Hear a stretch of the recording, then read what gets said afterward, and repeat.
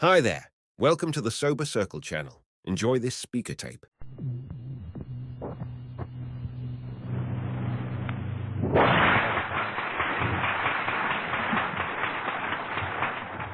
Thank you, Tom. My name is Jim Kemper, and I am an alcoholic. And hi right back to you. I come from Chicago, and one of the things I miss is that hi. I came on the program in Los Angeles, where they can say hi louder than anybody, even you, and I missed it since I moved to Chicago.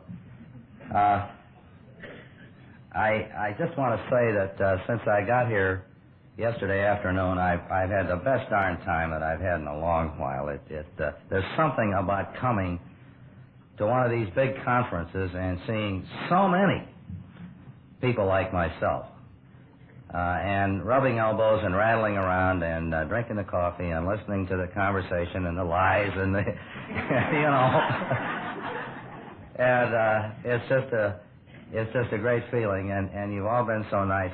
I got the biggest kick this afternoon when a lovely lady from Al-Anon knocked on my door at the hotel, and I opened the door, and there she was standing with a beautiful basket of fruit, and this was such a thoughtful thing. And you know, it just shows that these Al-Anons know their alcoholics pretty well, because the minute she shut the door, I took the wrapping off the top of that basket of fruit, and I pushed through this beautiful, shiny, fresh fruit to find the chocolate bars that I knew would be there and that she knew I'd probably look for first. But it's been great to be here. And I want to say also that there are a lot of strangers here to me, and I put strangers in quotation marks when I'm with AAs, because you can't be strangers with people who know you better than your own family does just by knowing that you're an alcoholic. But it was a great thing to run into Herb Lancaster. There goes your anonymity, Herb. He ain't got none, he says, from Chattanooga, whom I've known for years.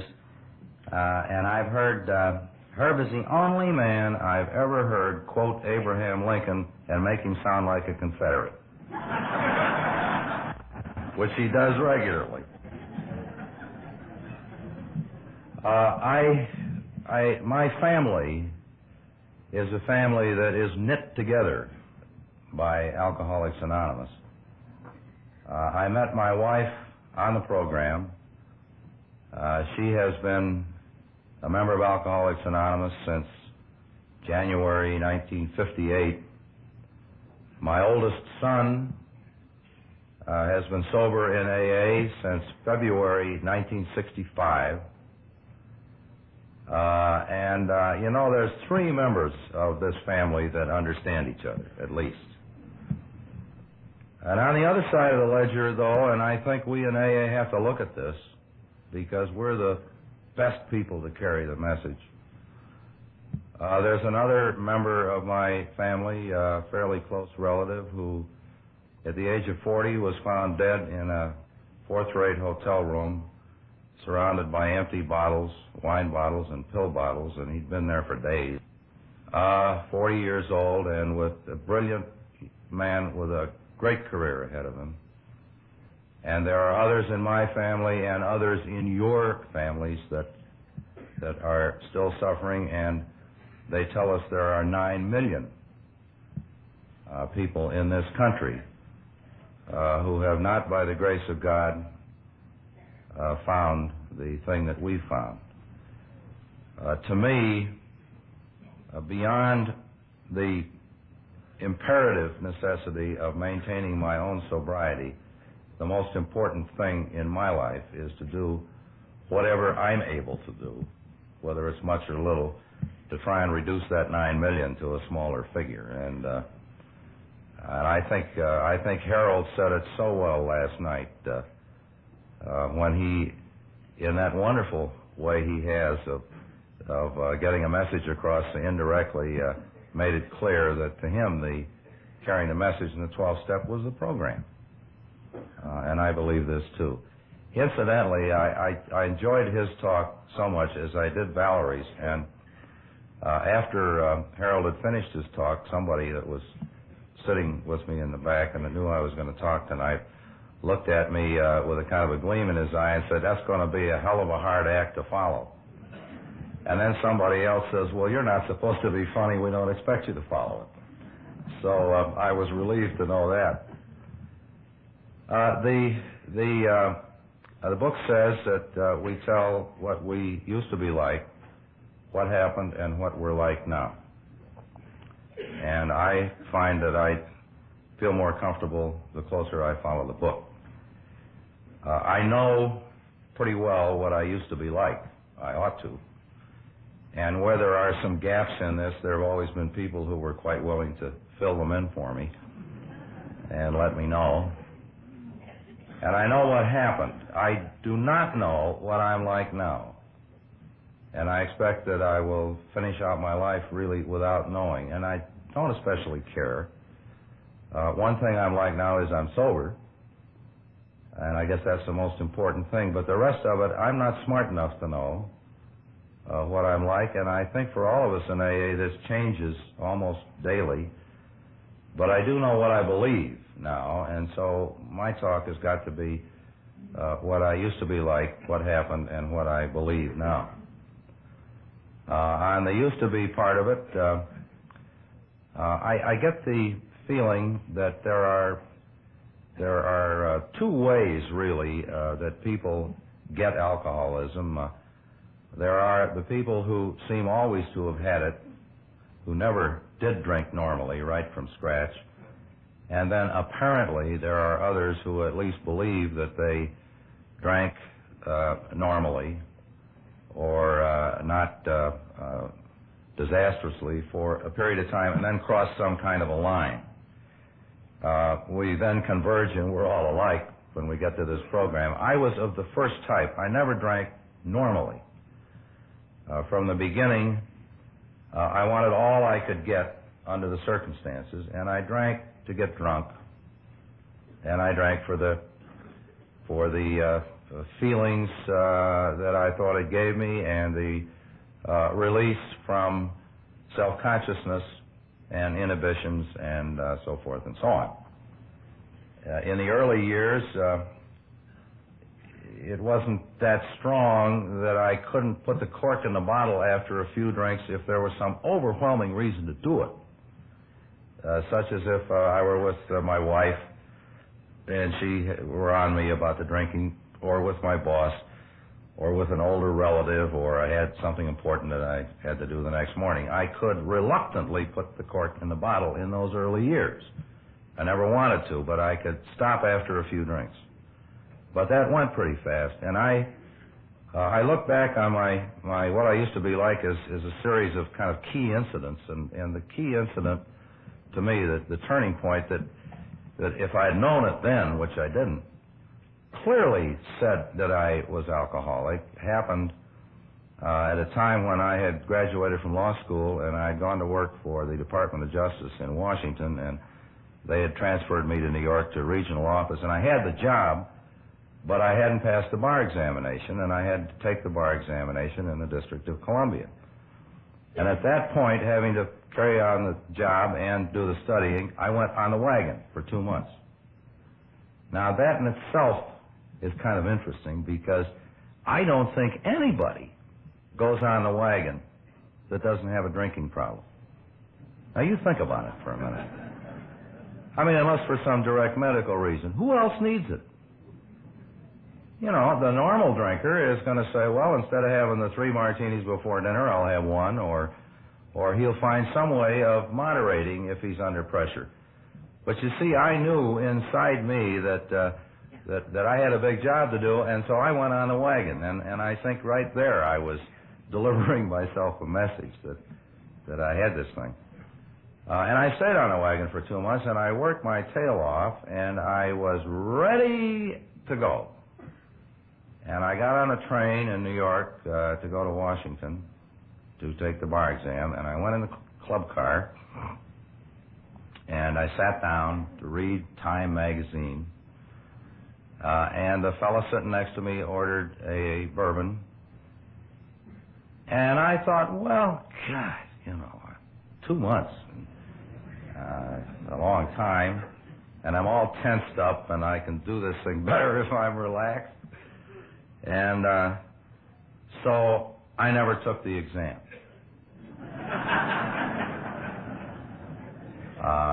When I got to Washington, I was drunk, and I went into a hotel, and I didn't come out of it for 3 days. Now, I'm inclined to think that was alcoholic behavior. And, you know, there's something, this kind of thing tracked me through the remaining years until I got to this program.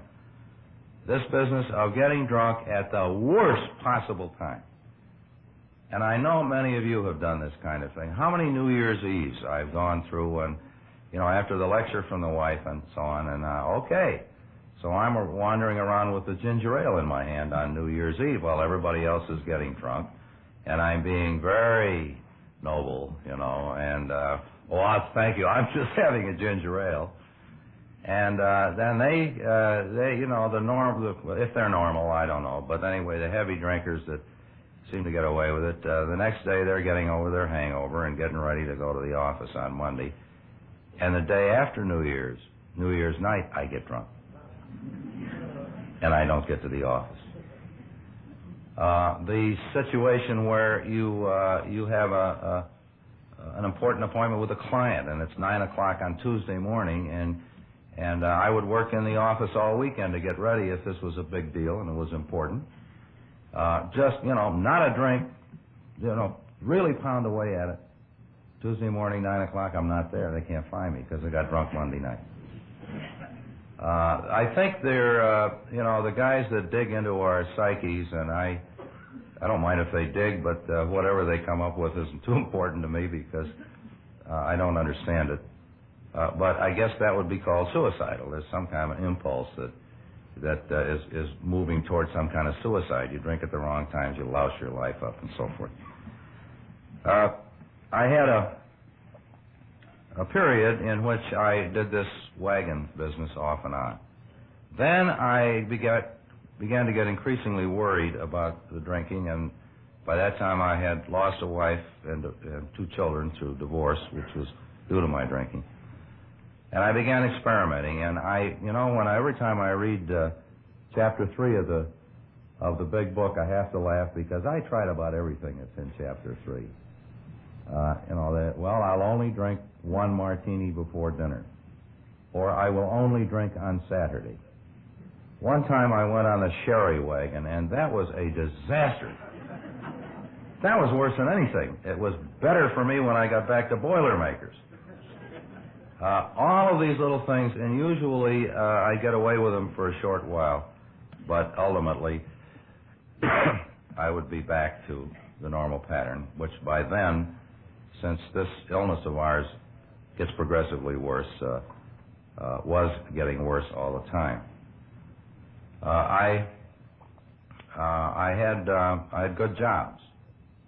I was practicing law at that time, and there was a sort of a pattern that I would go for a period of time without drinking, and I'd be in good with everybody at the office, and sometimes even at home. I'm now in the second marriage. One summer, in order to keep from drinking, I was living way out in the country, and I built a 685-foot fence around the place, and dug 86 post holes and painted it and did all the work myself. And I don't know how to hammer a nail, really, but I did projects. I got interested in the Episcopal Church.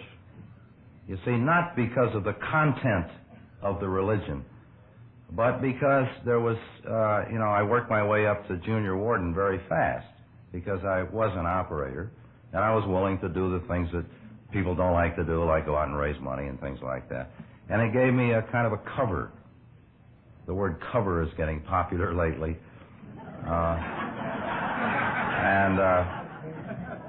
It gave me a sort of a cover.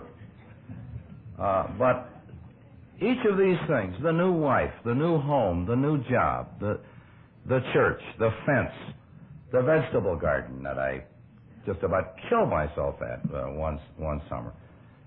These lasted for a short period of time, and then the important thing came back in my life, which was drinking.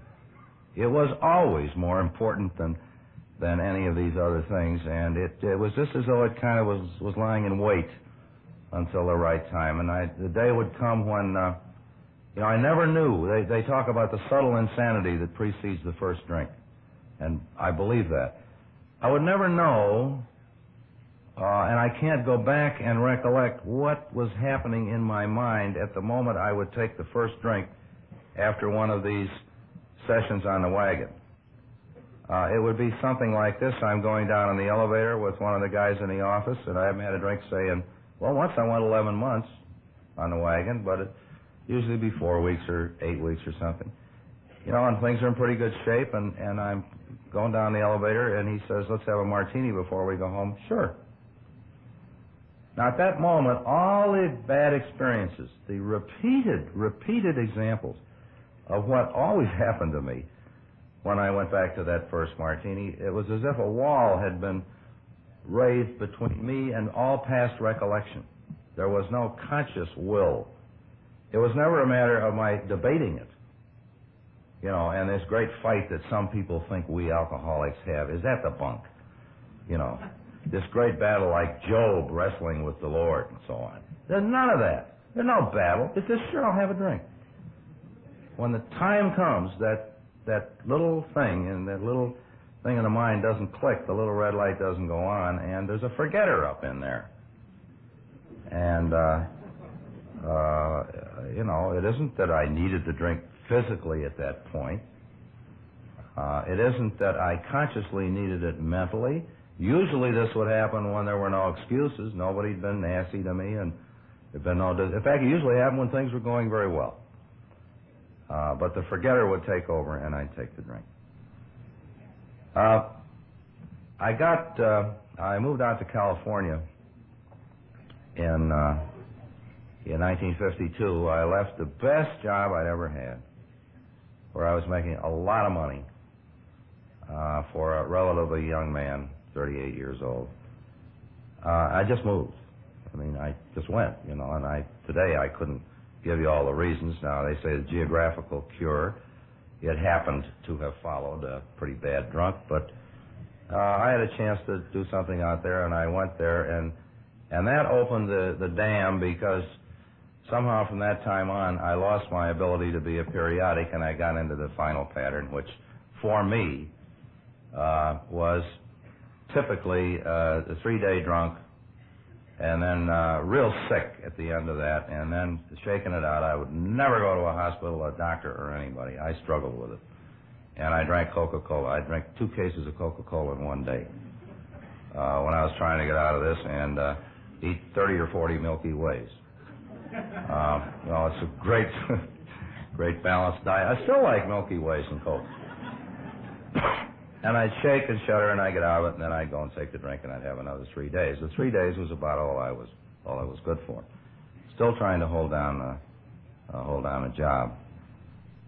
Finally, one Thanksgiving, I disappeared from Wednesday until Sunday, and I got back, and that scene took place that so many of us know about. That I've never known anybody but an alcoholic that fully understands what it is like to wake up and to have fear before you are fully awake.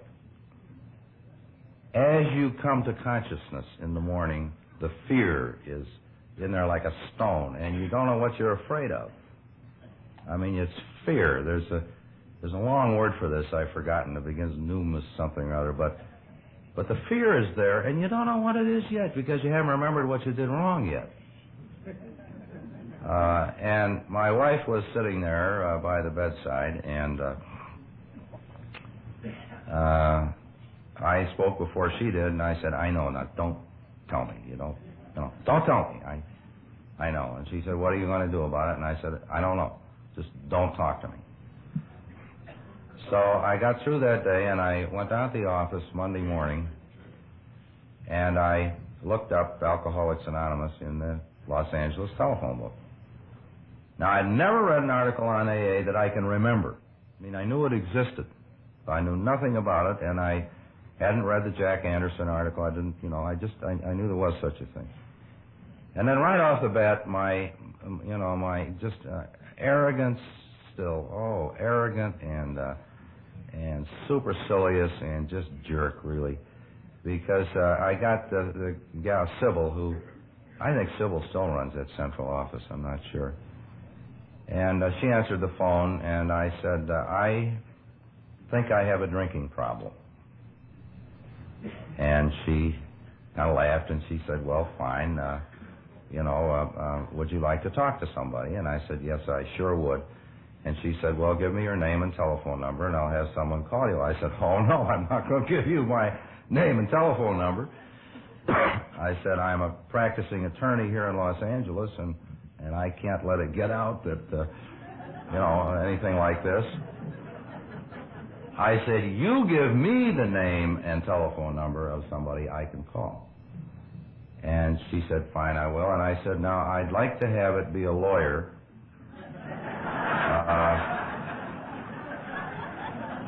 And I said, about my age, I said, I'm about 40. And I said, I'm a lawyer, and I think I'd, get along better with somebody like that. And she played it straight. And she gave me the name of a lawyer. And I went over to see Fred right then, that morning. I knew if I waited 5 minutes after I hung up the phone, I wouldn't get there. I called him and I said, I want to come see you. He said, fine. And I began to get some surprises because, you see, my idea of Alcoholics Anonymous was that a lawyer who was a member of AA had got to have his office down somewhere around the corner of 5th and Main Street in some kind of a loft or a warehouse. And here this guy was in one of the best office buildings in downtown Los Angeles. And, I went in, lawyers look at other lawyers' evidences of prosperity. You see how thick the carpet is. And, boy, it was all there. And this guy was great. I spent 2 hours with him.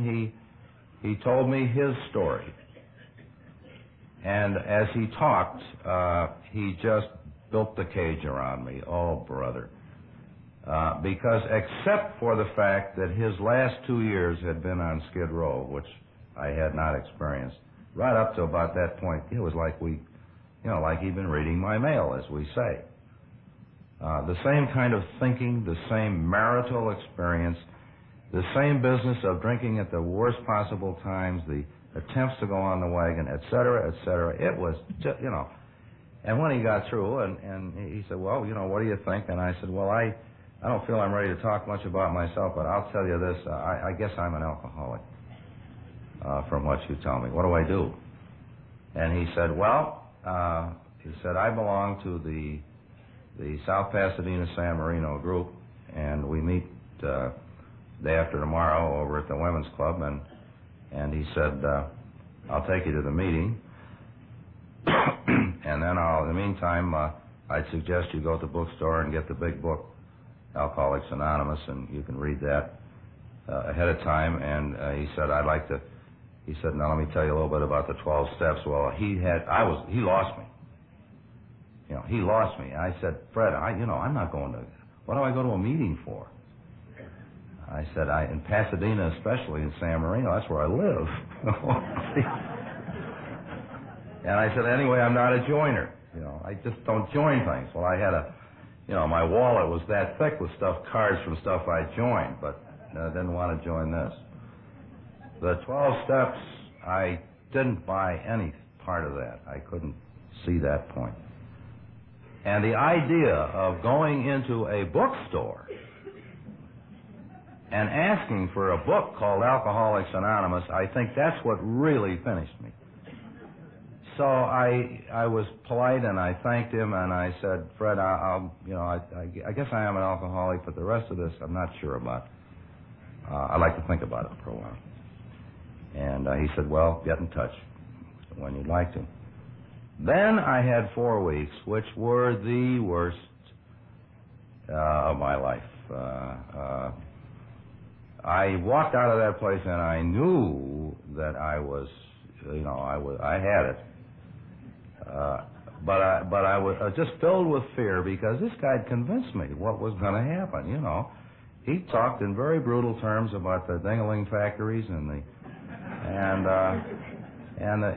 people that died of all the various things you died of, and I was deadly afraid, and I couldn't quench the fear with booze because I was too afraid to do that. And then at the end of the 4 weeks, of course, I cracked. And then I seemed to me, as I look back on it seems to me that I spent the next 4 months trying to qualify. I seemed almost compulsively to be doing the things that Fred told me he'd done that I hadn't done yet.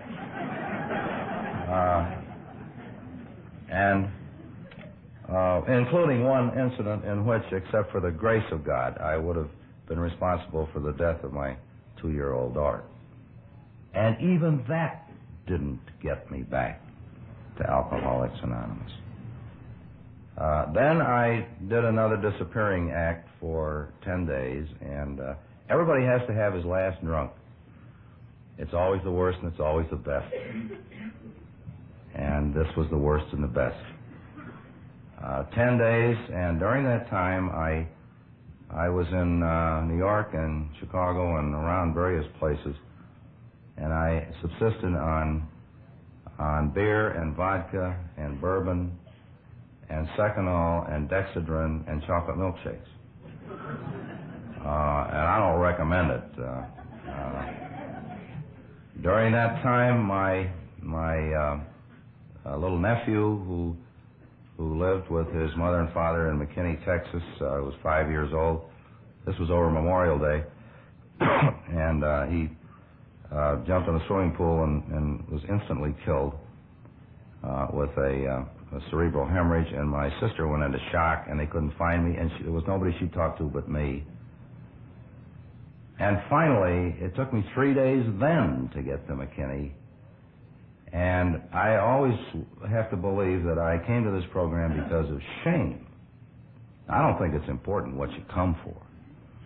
You know, if you come here because your boss says, I'll fire you if you get drunk again, or if, the jailer is the reason, or what the reason is. In my case, it was shame. The other things, somehow, I was too arrogant, I guess, to be motivated by the normal reasons, but shame, and I had shame when I got off that plane and had to look at my sister and my brother-in-law, and they hadn't been able to find me, and that was it. So I went to their, he's an Episcopal clergyman, and she's a doctor. I had the right pair for what I needed, I guess, at that moment. And I remember I got to their house, and my brother-in-law said, "You certainly look like you need a drink." And I said, "Yeah, I do." And he went in the kitchen, and he had about that much bourbon in a bottle of Old Fitz in the refrigerator. God. I mean, all places to have it. And I call that quite crude, frankly. But he poured it all out into a glass, and I drank it, and that is the last drink that I've had, and that was June 5, 1954. Now, and I got back to AA. You know, it was funny, too, when I got back to Los Angeles the next day, and I called Fred. It was a Monday. And I got my first AA resentment because he just laughed. He just laughed on the phone. He said, "I figured you were just about due."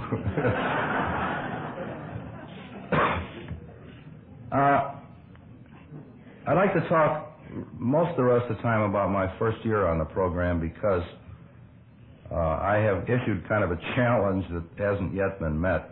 I have never met anybody in Alcoholics Anonymous that made as many stupid mistakes as I did during the first year on the program without getting drunk. Never. And the only thing I can attribute this to is the one thing that, although I was doing everything wrong, I went to meetings all the time. Now, there comes a time, I believe, when just the attendance at meetings won't do the trick. There comes a time, a period of grace that we have, perhaps, and then you got to start working the program.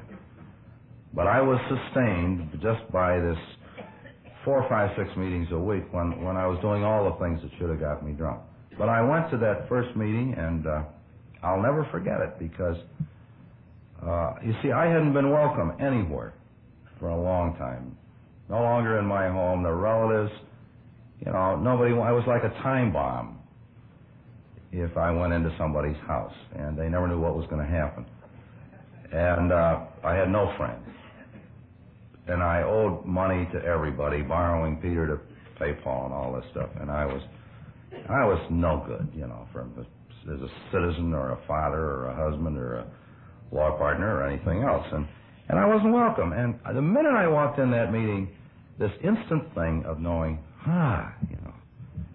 know, I was welcome right off the bat. And I remember my sponsor, the first member of AA, other than himself, that he introduced me to was a lady school teacher. And I thought, my God, you know, they have lady school teachers in this thing? I could hardly believe it. And in about 1 minute, she and I were swapping lies on how we hid bottles. Fabulous. And then the next one I met was a great man, 70 years old, and I was then 40, and I looked, you know, like I was 70 and he was 40. The pouches under my eyes had pouches. I was in terrible shape, and I looked at this man and I thought, God, if I could only look like that. And the two speakers, it was an open meeting. They were, you know, I dug everything they said, and I became a member. In a matter of days, I'd read the big book, I'd read all the literature, I could recite the 12 steps from memory. But then, he said it was time I made a talk at an AA meeting. I've been studying this situation very, very carefully, and I had a lot of ideas, and they weren't being expressed in the meetings I went to. I had done some very deep self-psychoanalysis about my childhood, which established the fact that there were a lot of people responsible for the emotional basis for my alcoholism. And people weren't talking about this kind of thing at meetings, and I thought they needed it, so I worked around, and I finally, one night, the first speaker, who normally takes in L.A., 10, 15 minutes, didn't show. And the main speaker usually takes about 45, and he was there. So, oh, wow. I said, Jim, how about you? You want to fill that spot? Well, you betcha I want it. I have my notes in my pocket. I've been carrying around just in case. So I got up there, and 45 minutes later, I still hadn't taken my first drink. And the chairman finally had to come up to me, and in the nicest way, he said, Jim, we all enjoyed the first half of your pitch. He said, we'll invite you back to finish it some other time.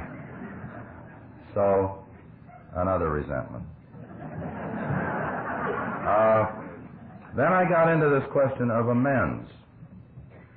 And I thought that was pretty good. I made up two lists of people. One was the list of the people that I had really hurt, the ones close to me. My former wife, my current wife, from whom I was sort of separated at that time, a couple of business partners, and actually there were several that I had really damaged, and then a much longer list of people who lived out of town that I had, where you owed somebody an apology, and I thought, well, I'll start with that one first. Just wrong, that's the easy one. I'll start with where I could write letters instead of having to sit down and look somebody in the eye, and make amends or talk about these things.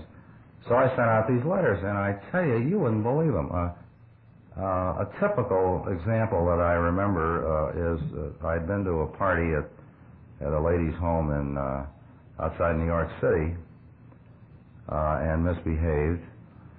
And I kind of liked this lady. She'd been a friend of my family. So the letter went out to her, Dear Mrs. So-and-so, I want to apologize for getting drunk at your lovely lawn party last Labor Day and passing out under the bushes. so that you had to have your security man come and take me away. Paragraph. You will be glad to know that I have joined Alcoholics Anonymous and I do not drink anymore. And I sent this kind of thing out all over and then waited for the applause. And of course, nobody answered my letters. And so I began to build up more resentments. Then the business. I figured so many people had said to me, you could really be you're a fine attorney, and you could do so well if you don't have this drinking situation. And so I thought, well, now the business is going to start to pour in. And lawyers measure the volume of business, but a lawyer can look at his morning mail and he knows how he's doing. If there's a lot of airmail letters in there, he's doing okay. If it's all fourth-class stuff, advertising law books and so on, he's not doing okay. And mine was still the fourth-class mail. And it went on week after week, and I thought, what's the matter? Here I am being sober. I'm doing what people think I should do. Why aren't things coming in my direction? More resentment. Then there was the matter of my wife. Now, the Lord knows she had told me often enough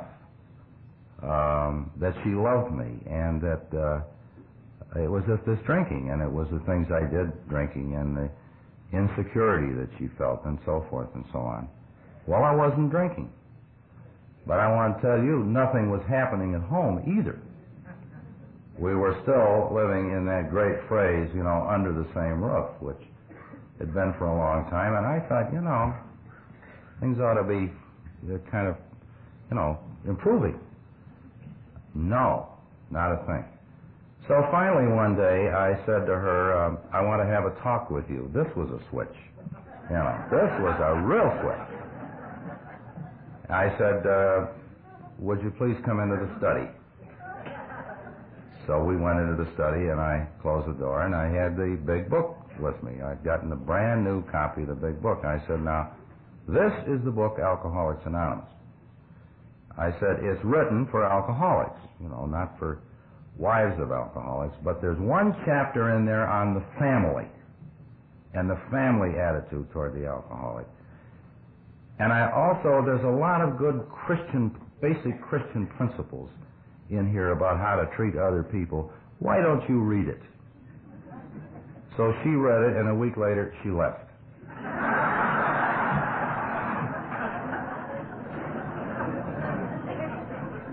And she was right to leave. Now, you see, what I'm getting at is, you can't do this. And 5-6 meetings a week is not enough if the individual is unpracticing the program the way I was. I was a setup to get drunk, and I didn't know it. I thought I was a darn good AA. Didn't I go to meetings, and didn't I do 12-step work, and et cetera, et cetera. But I was a setup, and the moment came, and I must say, I guess this is why, more than any other single thing, I believe in a power greater than myself. I believe that God acts because of this incident. I'd been on the program somewhere between 10, 11 months, and I was having lunch one day with one of my uncles. Now, this man, all his life had been a heavy drinker. I don't think he'd had a day since he was 21 he hadn't put away a fifth. Never seemed to faze him. He used to make me so damn mad. And I occasionally drank with him, and, he'd be right along, and like a rock, though, pouring this stuff down. He could drive his car home steady, be up the next morning at 7:30 eating ham and eggs and so on while I was throwing up. And we're having lunch, I'm eating, he's on his third martini, and he looked up at me and he said, say, I did you a favor last night. I said, what was it? He said, well, your aunt and I were at a party, and Mrs. So-and-so came up and said, weren't you shocked to find out that young Jim is an alcoholic? And I said, well, what did you tell her? Well, he said, I told her, you're no alcoholic, you're just a thimble-belly that never learned how to hold his booze. He looks at me like this. And in a matter of seconds, it's funny what the psychology does. It was a cool day, but in a matter of seconds, I was covered with sweat, and I was shaking, and I couldn't talk.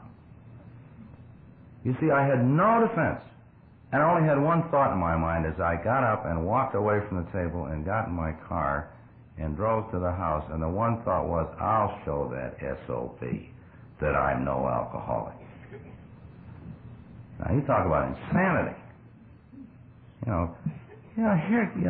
It's so, people tell me today, well, he can't be an alcoholic because he's had such a good education. Or some dumb thing like that. Here I was, I'd had a good education, and I was fairly bright and so forth, and I'd had 10 months of constant meetings. Total insanity. I'll show that SOB.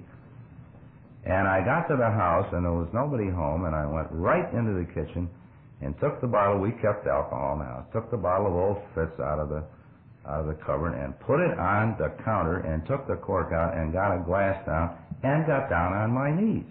And I don't know why. I have no reason to know. There was nothing in my up here that made me do that, but I did. And I just got down there for a little while, and I didn't have one of these great, flashing spiritual experiences and so forth. But I didn't take the drink, and I got up, and I didn't want the drink. And then, from that time on, I began to try and do things right. First thing I did was call Fred. Fred said, I haven't heard from you in a long while. I'll see you around the meetings, but you seem to like the other social elements at the meetings. And I said, Fred, what in the hell's the matter with me? I said, I almost took a big drink and got drunk last night. He said, did you ever hear of the program of Alcoholics Anonymous? I said, yeah. I think I know what you're getting at. So I went back and I did it over again, and I found a guy about my age who'd been sober a couple of years, and we liked each other, and we had some of the same outlooks on many things, and we took the fifth step together. We took 3 long evenings to do this. I personally believe that the fifth step is the gateway to a comfortable sobriety. So many of people I know have never taken it. And okay, that's, if anybody that's staying sober, I don't believe in saying, well, you ought to do this or you ought to do that. But I had to do it because it got rid of so much garbage. And I didn't have to skulk around anymore and feel guilty and remorseful. And I chose, I think wisely, another male AA to do it rather than a clergyman, because that happened to be right for me. For many people, a clergyman is right or whatever. But anyway, I got through that, and then I got back to the amends, and I found out an interesting thing that had never occurred to me, that the people against whom I had the worst resentments were the people I had hurt the most. And try that sometime. Without exception, the people that I hated, that I had the kind of resentments that kept me awake nights and the thing that can get us to drinking, were the same people I'd done the most damage to. The resentment, I guess, was a kind of a backfire, kind of a defense against the guilt of the way I'd hurt them. I'd have to rationalize it and make them out to be worse than I was, I guess. So I found myself trying to make amends to the people, not only the people that I had hurt the most, but the people I hated, really. And I had picked up one new one, an AA member, since I joined the fellowship, so the list had grown.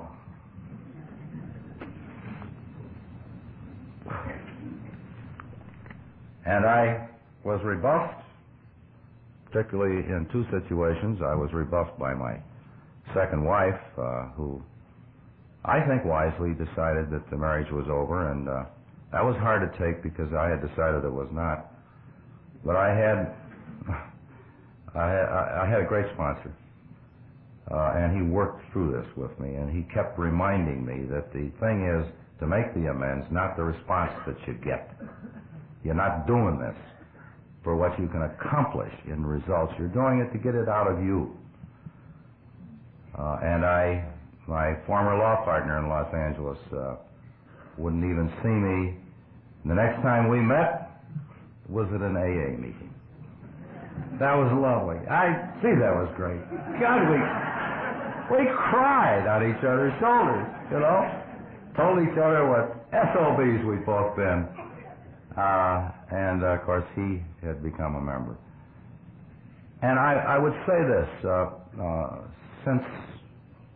since I began to try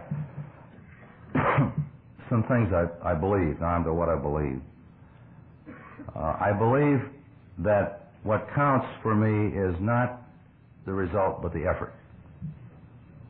And I look at one day, and one day I think I'm doing, I'm doing all right in practicing the 12 steps. The next day, no.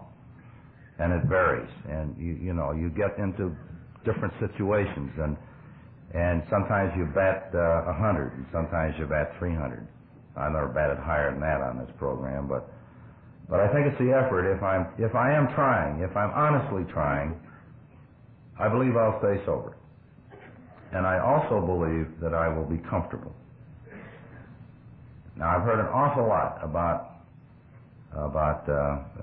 being happy in AA, and there are many happy moments there. We make ourselves available for ecstasy. We know we can experience ecstasy when we're sober on this program. We may or may not have it, but we become eligible for it, and sometimes it comes. And happiness, which may be the lesser degree of ecstasy, but to me the thing is that I can always be comfortable. I can be comfortable on this program when I'm not particularly happy, what I'm trying to get at. I can be comfortable in very difficult circumstances where the heart isn't pounding and the belly isn't sore and the feelings that we get when we have anger or resentment or whatever. And I believe that if I'm making an effort, that I may have not only sobriety, but what you call a comfortable sobriety. And, I'm sure there's something more than that in heaven, but at this point, my mind is not capable of visualizing it. We were all in hell. We were talking at dinner. I was talking with Reverend Collins and Valerie, and he was saying that the old-fashioned clergy approach, telling the drunk, if you keep doing that, you'll go to hell. And I said, we're already there. That's no threat. And it's not, because that's where we are when we're drinking. And considering that, I can't visualize, whatever the fact may be, anything closer to heaven than what comfortable sobriety can be for an alcoholic like myself. I believe, what I've come to believe is that, and I've been all around the barn on this, and I've come back to the basic, that my objective must be sobriety. Now, there were times when I've had the feeling that sobriety is the means to get objectives. I should stay sober so that, and then you fill out the rest of the sentence after the so that you get your wife back, so that you make more money, so that, and so forth. But I don't believe in that. I believe that for me, the way this thing has to work is that both the means and the objective are sobriety. Alcoholics Anonymous, perhaps I should say, is the means, this program, this spiritual program, but the objective is the sobriety, and if I keep that, then the rest of it will fall into place. The rest of it's not in my control anyway. Things happen in your life, and they're going to happen or not happen, or they're going to happen in a certain way. But the sobriety means that whatever happens, you're there either to enjoy it, if that's what it is, or to handle it, if it's something that's not enjoyable. So to me, the aim of this spiritual program for an alcoholic like myself is sobriety. And then we see what comes along with that. I've had now 19 years, and I couldn't, this is almost a third of my life, and I couldn't have believed it could be that many years, and it doesn't seem like 19 years. The thing about this program is that whether it's 19 or 27 or 7, you are one with the individual who is here at his first meeting. There's a oneness that transcends the passage of time, because we're each sober just today, and this is the day that counts and not yesterday, and we don't know how many of us are going to be sober tomorrow. I look back, and my wife and I, so when she had her 15th birthday last January, she made me count. She's not very good at mathematics. She had to take her fingers like this in 1958, but she didn't believe it. The time goes so fast, and the time goes so beautifully. I would like to say in conclusion that I never ever have anything to say in conclusion, because by the time I got there, I said what I wanted to say. I'm grateful. I am so grateful that there are no words that will express it.